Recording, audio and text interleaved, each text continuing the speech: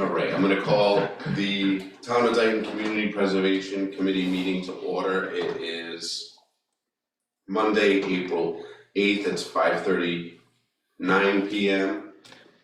We are in person at prime time, and we're also available via Zoom. This meeting is being recorded and can be viewed at a later date on the Town of Dayton YouTube channel. We could all please rise for the Pledge of Allegiance. Pledge allegiance to the flag of the United States of America and to the republic for which it stands, one nation, under God, indivisible, with liberty and justice for all. Just committee member introductions. Kevin Smith, Chairman, and also Parks and Rec Representative. Dan Higgins, Planning Board Representative. Pat Gales, Historical Commission. Brian Cedrone, Member at Large. And Dave?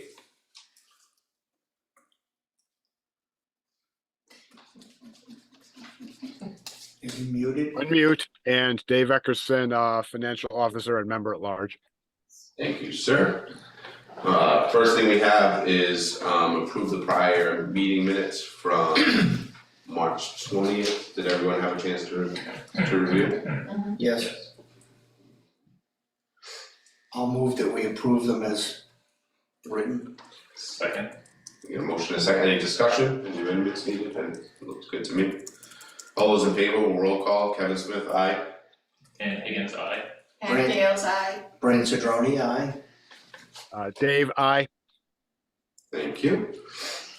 Financial reports. Dave, I don't think we have anything really in depth that's changed. I did send out to everybody that one document that kind of was just a Word doc to break it down instead of looking at the spreadsheet, because I think it made it a little bit easier as we cycle through the warrant articles. Did everybody get that right? One quick question for Dave, does the total CPA balance include the 2 grants from Mass Cultural Council, or are those on top of what you created for our CPA balance? So actually that was me that sent you that. Okay, Yes, so that total balance, that's those funds haven't been, the 323 for the library is still sitting and it accounts for the total balance. It's just, but it's part of your total. it's part of the total, yes. Thank you. Dave, you have anything to add, or? No, again, we do need to keep updating the projects, but we're, need to kind of press ahead with warrant articles in any case, because we know they're going to be, within the budget, so.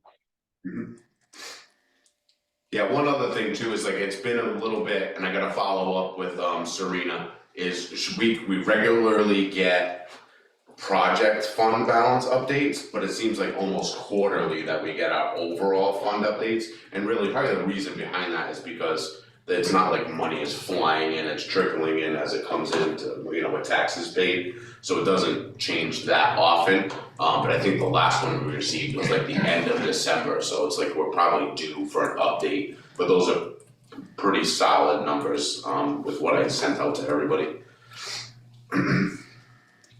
Okay, so under old business, our first item is review, discuss, and act the Dayton Trails Committee application for funding.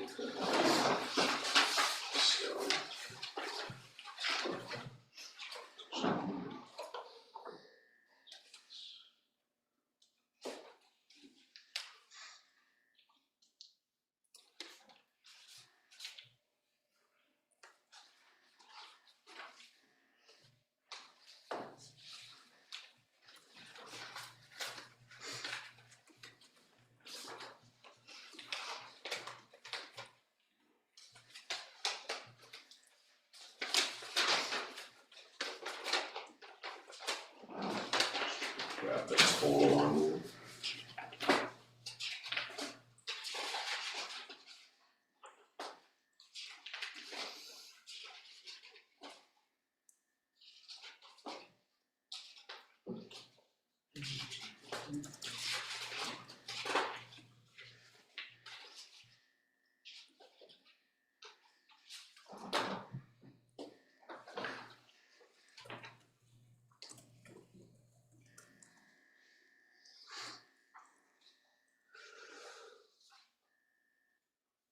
just have this broken down thing, I don't have it written on total, because.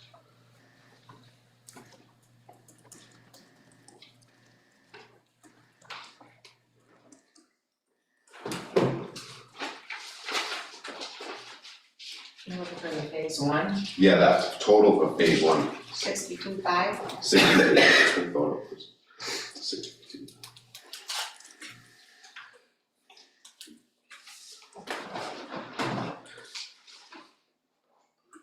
And I myself, love the Trails Committee and I love what they do, I'm just a little bit hesitant at the non-finished product. I'm still in favor of funding it, it's just a little bit up in the air for me. It's like, when you don't have a real end in sight and it could fall on its face, you know, at phase two, actually building this boardwalk, it's a little bit more difficult. I also know that they're super diligent with grant writing and doing their best to come up with alternative funding sources, so it's like I hate to, that's how my feelings in general around any project, is if it's not a finished product, it's a little bit harder for us to, for me to get behind it, but I'm still. Cause you don't wanna see the money just be used and then not see a Right, finished not be able product. to get to phase two or over the finish line, it's a little bit. I wish it wasn't so expensive. Yeah, I mean, $62,000 is not a little bit, and then the next phase was even more, I think the next phase was. When they actually start $1 million a mile, come on. I know we're in Massachusetts, but Well, luckily, the toll trail is only 2/3 of a mile. I know, So like, I know, the good news is it's not a very big trail, but I'm just, that's my only concern that I wanted to voice is that, you know, the next step is even more expensive than the first step, and then you have to come up with the funding to actually construct this thing. I mean, the good news, I suppose, is that it is far enough down the road that they can be proactive in, you know, fundraising, grant writing and all those things, like they have time, they're not up against the gun, but I just wanted to share my thoughts if anybody else has anything they wanna. I think when they're doing these kinds of projects, the phase one piece of it's important for them to have in order to qualify for some of those other grants. So it's kind of, I don't know, it's like a domino effect almost. So if they don't get that investment there, then that's the first thing. then that's phase two isn't gonna happen. Right, Right, And I think as long as whoever's presenting this, whether it's us, the Trails Committee, at town meeting, just lay out the scenario. It's clear enough so that people can decide, do they wanna make that investment, knowing that they're not spending $64,000 on materials that are gonna be constructed, it's something, some more design, and there are a lot more steps down the road, and people can weigh in accordingly and make their decision. But I agree with you, it's like, I hate to have the whole project stop in its tracks right now because we decided that, right. it's not, it hasn't met some threshold of concrete deliverables that, you know, is gonna guarantee us, the trails, Right, and that's it's an important area, you know, in Dayton. And I think it's important for it to be protected, and just this project will help that because it'll keep people on the boardwalk rather than trying to trudge through the marshlands and. From a historic view, that was That's one of the first areas settled was Broad Cove. Broad Cove, yeah. Yeah. And historically, you know, they farmed the hay from there for the strawberry fields, when the strawberry fields were big in Dayton, and yeah, it was, you know, it's a big piece of And it's beautiful. beautiful, We could, the wildlife there. well, we can still do it, you know. I think given that the Trails Committee is so diligent in getting their grants, you know, they have proven that in the past. There's nothing to say that they wouldn't, you know, also do that on this project.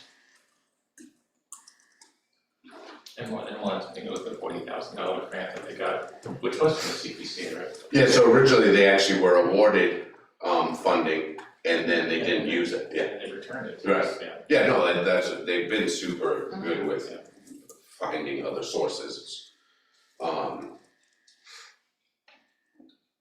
Yeah, I'm in favor of putting it on the warrant article. So when I looked at your, this might be a little out, it didn't have the borings piece of it in my warrant article. Yeah, he only came up with a total of 37.5, what Yeah. he listed for breakdown. okay, good, thanks for that. For the test borings? Well, what he listed for the breakdown, Oh, Yeah. 64 Yeah. was missing. I guess it was missing the borings Right. because it didn't come up to the right total. Right. So I think probably the best way to kind of move forward is, we can have a motion to approve their funding, and then we can break it down. I think that's that's what we wanna approve the funding first, and then we can break it down in our warrant article, how we wanna split it. As they specified, the breakdown was 64. Yeah. Okay. Yeah, we'll just vote to approve the funding for the entire project, and in the warrant article language, we'll decipher how we wanna fund it. So, Sorry, I make a motion that we approve the Dayton Trails Committee application for funding for $62,500. have a second, I'll second that. any other discussion? Dave, any discussion? Well, I think it's a good, you know, it's a project that kind of stakes out, it's another part of staking out the waterfront as recreation use. And getting more people involved and engaged in that waterfront. You know, there's a lot of people in town who don't appreciate it at all. They just think it's a bunch of old marsh down there. So, it definitely falls in the kind of things that we ought to be doing. My piece. Alright, we'll take a roll call vote. Anybody wants to start? Dan Higgins, aye. Pat Hales, aye. Brand Cedrone, aye. Dave Eckerson, I. Kevin Smith, aye. Alright, so then next, we have sorry, bouncing between documents. And I'm trying to get in touch with like Paul and stuff to see if he can pop on Zoom, so that way if we lose Pat, we can still have a quorum. So next we have the Historical Commission application for funding. So that, your total was 3,500, right? Yeah.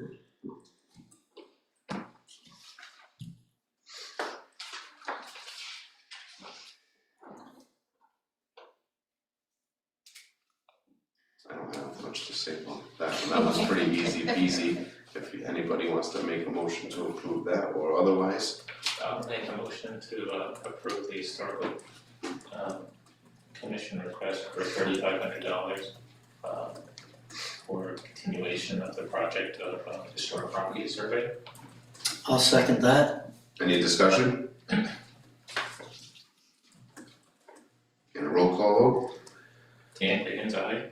Pat Hales, aye. Brand Cedrone, aye. Dave Eckerson, I. Kevin Smith is an aye. Alright, so we're gonna skip over C, because that's gonna go into the executive. So, next we have CPC housekeeping warrant articles.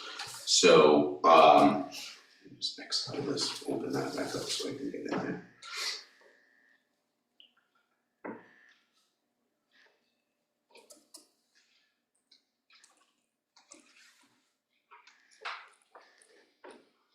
Alright, so for our housekeeping warrant articles, our revenues from last year were real close to the same as they were the year before. It was 138,306. 17.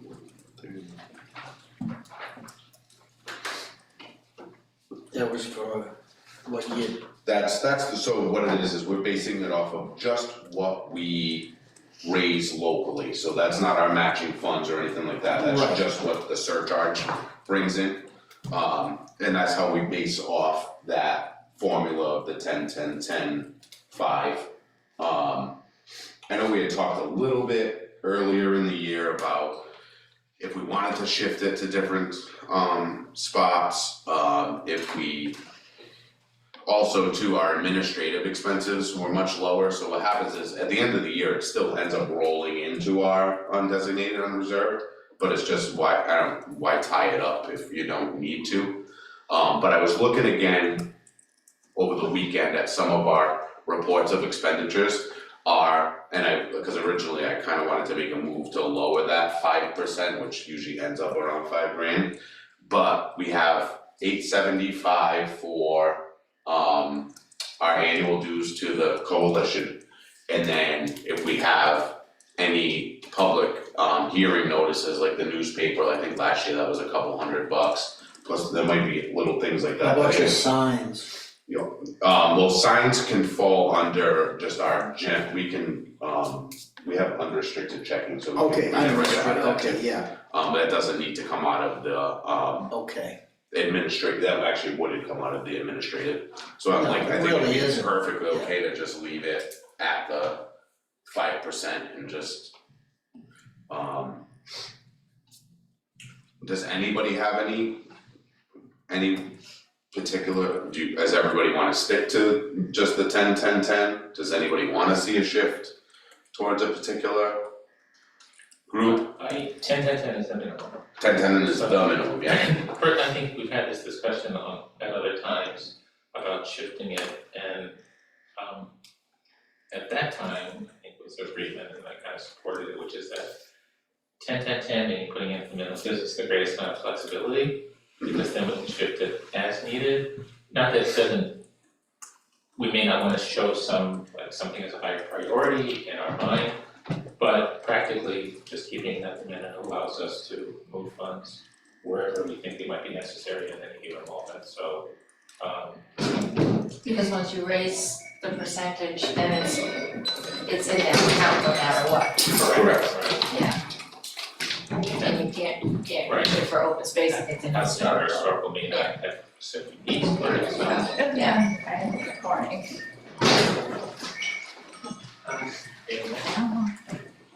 great. Hi, Kevin, can I ask something here? So Sure. the actual, when the warrant article is drawn up, it will have actual fixed amounts in it, not percentages, so Correct. I've always been a little curious, how those were determined, especially since, tax revenue is, well, I'm not sure how much the tax base is increasing as far as the tax base that the CPC fund draws from. But if it is increasing, maybe that's gonna be a natural way to increase the amounts going in each category. Yeah, I mean, it trends up slightly, I mean, like, I think we went from like 129 and change to 132 and change. This year we're at 138 and change, so I mean, it does, but also too, if property values reduce, then that will reduce our surcharge, so it fluctuates, I guess, based on the market, really. And actually, Dan made a great point, I never kind of like really looked at it from that perspective, is we have the unrestricted, so it's like if we want to fund something, we can, it's not like, well, actually, the exact opposite, what would happen is if we took away from the unrestricted, we lose that ability. It popped into my mind when we, like when we did the library project, and a lot of people were like, oh, we wanna see more, open space purchased, and then, stuff that Paul and I were working on, we saw the community housing had never really been funded as much as everybody else, but no, I think it's perfectly fine to just leave it as is. And I think we can keep our eye on what's important to the community and to us as the community needs change, Right. Yeah, Yeah, the unrestricted gives us some Right. flexibility, so we really don't need to change. So I'll just quickly run this through. So, And to Dave's point, the 10-10-10 and 5 would be based upon 138,306 base. yes, Okay. We don't consider them matching funds? no, cause that is driven by the registry of deeds plus earmarked funds from the state budget, so it's You extremely can't variable. count on, No, that's right, you're right. right. So that would put us at 6,900 for $6,900 for administrative expenses. And then 13,800, we'll just round, we usually just round it to, for each category.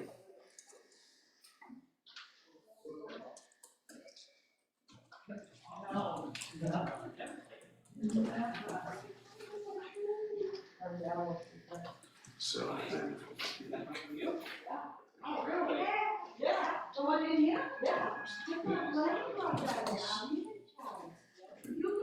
The total is 43.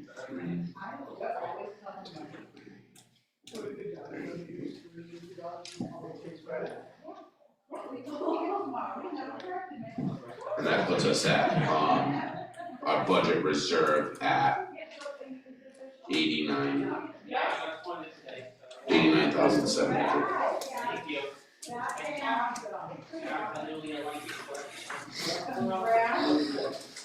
So.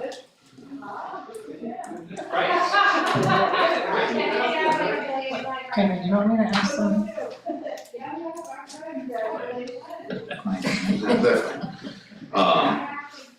We'll have to probably, once we get to our next part, but.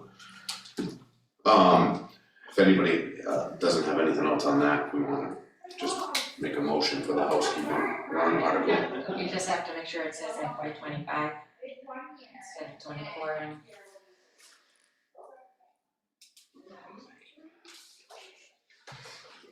This is what happens when you type things up at like 10:30 at night. Yeah, I do it all the time with cut and paste, I'm like, That's exactly what happened. yeah. That's not what I meant. Then I have to apologize, I hate cut and paste. Sometimes it's good though. It is. So I clean that up. Okay.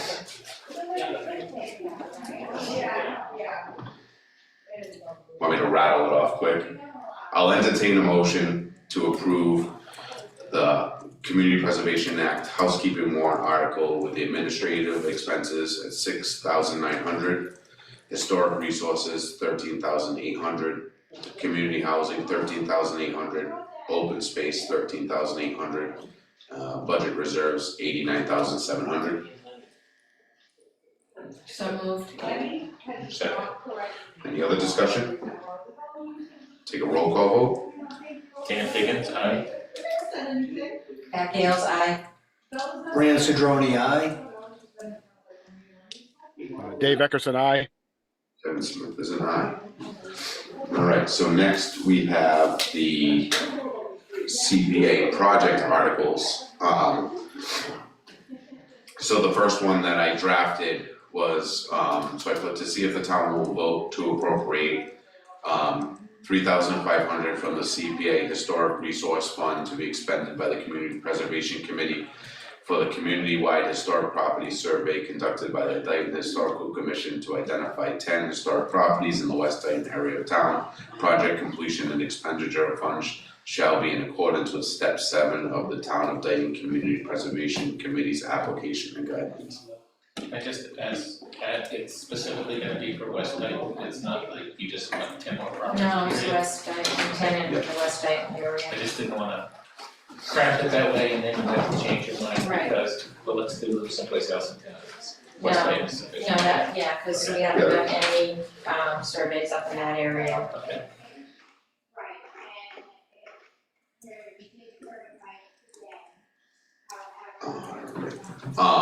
I had just drafted that too, because it's such a small amount out of the historic fund instead of, and two, in that draft of the breakdown too, I showed the reflection of what those funds will look like with the return of the, Mass Cultural Council grants, because I know we had kind of dwindled down the historic fund, but, we're gonna get, it's gonna get replenished with that 20,000, so it's not like we're still chipping away at it, so I think there's plenty of funding there. That 20,000's coming from,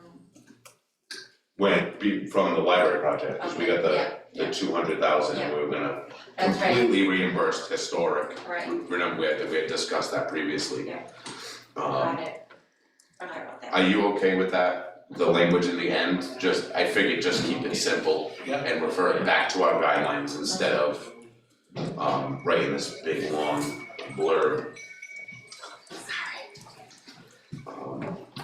So if anybody has anything to add to that, otherwise I'll entertain a motion.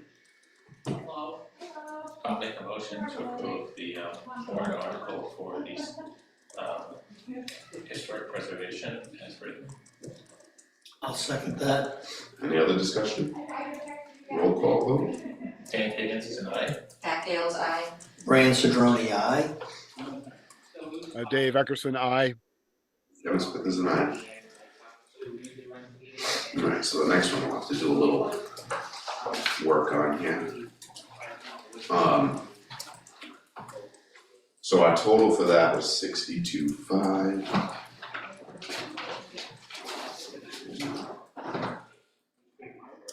Did anybody happen to print out that, Pat, did you print out the thing I sent for with the budget, our budget breakdown? This one? Yes. Yeah. I didn't look at that quick, I just dropped these numbers I down. did also, but I left it at work. Well, that doesn't help. I know, it doesn't help at all. I was worried about. Oh, you're.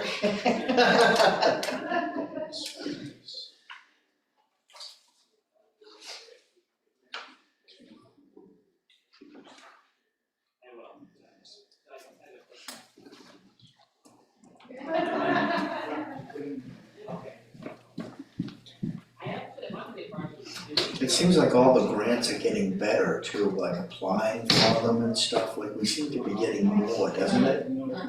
Yeah. All the departments are starting Just step up. to step up a Yeah. little. Some of them are more competitive than others. So one thing I Some of the towns wanna that- note quick in this is what I printed out with the true undesignated unreserved balance is we have a couple categories in the ledger that we receive from the accountant of things that don't get rolled in to that until like the end of the fiscal year. So it shows it as 195, 194, 18, but then our undesignated budget reserves from the year before roll in on July 1st, as do any of the revenues that we've collected to date, which was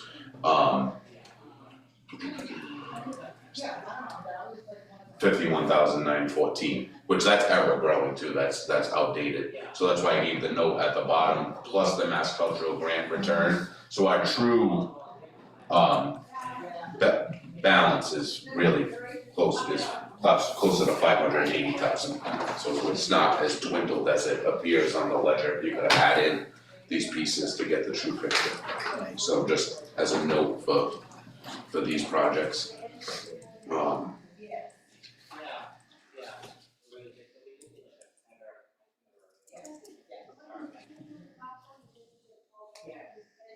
I think it's good to take from the buckets that they come from and not solely rely on undesignated, so like, in my mind, I'd probably say maybe 10,000 from open space and rec, cause again, it's gonna grow this following year. So if we did 10,000, and this is just a recommendation, if anybody has another recommendation, I'm totally okay with it. So we did 10,000 from there and then 52.5 from undesignated. We can go less out of the open space rec, we can go more if somebody would like, open to suggestions. Should we whittle that down, the undesignated, at some point, because Well, you don't wanna ever, we don't have something come along and maybe we like it, maybe we don't, but they say, look at all this money you've got here for this, undesignated. Instead no, of cause doing other undesignated things. is handy when you have something, which I don't foresee any huge, like when you have something with the library, like you don't wanna dwindle that down in case there is like this absolutely magnificent project. Right. I don't know, the more I think about it too, maybe take a little less from open space and a little more from undesignated, cause you're talking about open space balance is 10% of what the undesignated is too, it's not an astronomical amount of money. Right. And then it kind of leaves the ability to do what we just did with the historic is fund more smaller projects out of it instead of going the other way. So we could go 5,000 out of that and 57.5 out of undesignated too. I think that makes sense, because then if anyone questions you, you can say you're not taking it all out of open space, because in case there's other projects that come forward, then we wanna be able to. Well, especially land purchase or something of that nature. So. Just input that.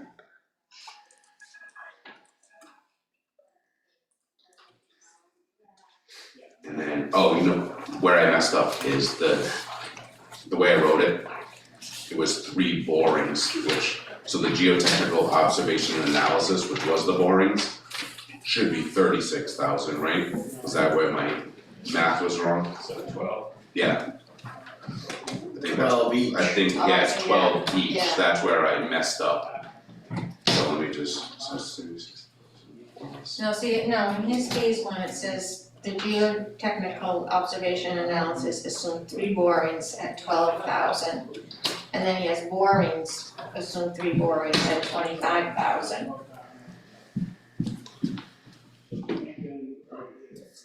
okay, So the geotechnical observation analysis, that price is right, but we need to put the borings in at 25 to come up to the 62.5.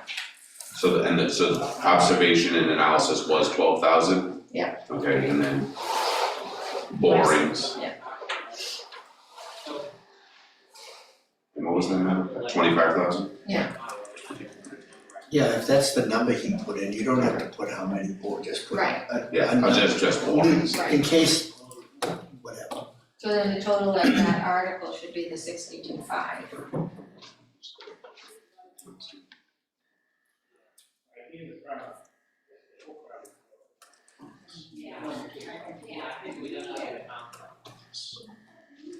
Yeah, okay, so that works. Alright, so that article is to see if the town will vote to appropriate 5,000 from the CPA Open Space Recreation Reserve Fund and 57,500 from the CPA Unrestricted Undesignated Fund to be expended by the Community Preservation Committee for the Broad Cove Nature Trail Project. I'm gonna add into that phase Phase 1. one, yeah. Conducted by the Dayton Trails Committee.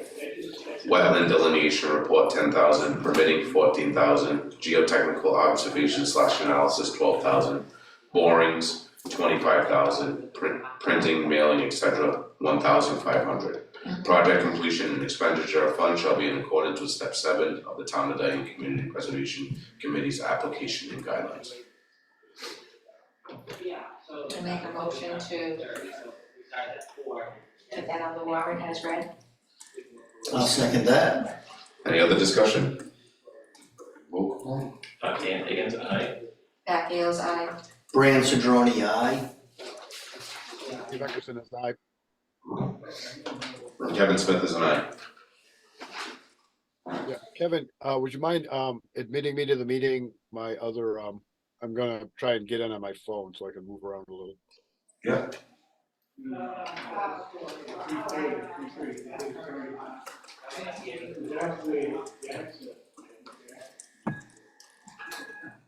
So let's see if we can go back to this.